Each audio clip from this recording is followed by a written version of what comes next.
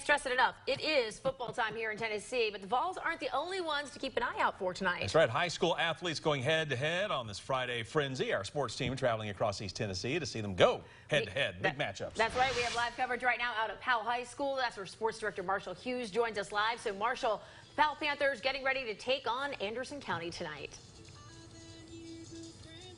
Yep, big matchup coming up between the Panthers and Mavericks. We're here right on the 50-yard line at Powell High School, and it's going to be a big matchup tonight at 7:30. Every time we come to Powell, it always feels like we're just so close to Rocky Top. I don't know if you can hear in the background. Rocky Top, the song is playing. That's because that's the high school's fight song. And, of course, Powell High School's main color is orange. Well, it turns out we did some digging, and those two connections aren't the only thing that is tied between Powell High School and the University of Tennessee football program. Before the days of turf fields, electronic scoreboards, or halftime shows, a group of kids in Powell had the dream of playing football. In the early 1920s, Powell did not have a team until 1929, when three teenagers knocked on Robert Nealon's door looking for help. Nealon was a retired Army major at the time who was coming off back-to-back undefeated seasons as the head coach at Tennessee.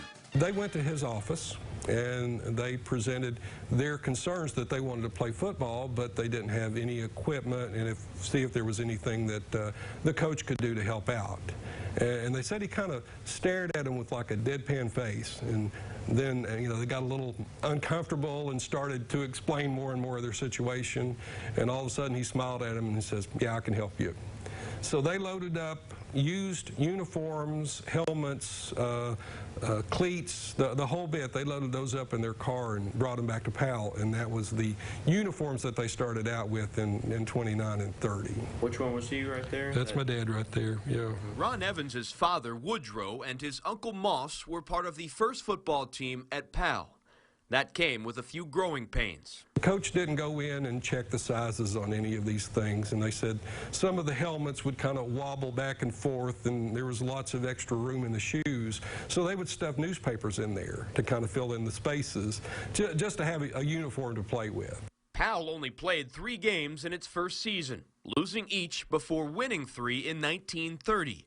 Now 90 years down the road, football is ingrained in the Powell community. Football is a big deal here. Yes, it is. Yeah.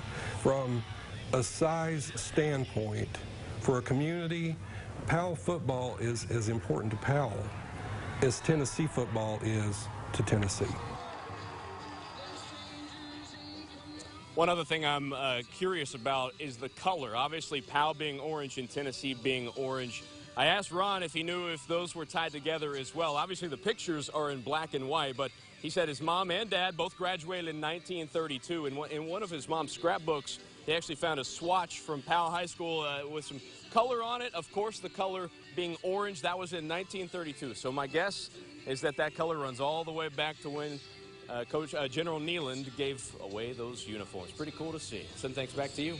That's what cool. a neat history. Yeah, that's great. All right, Marshall, thank you so much.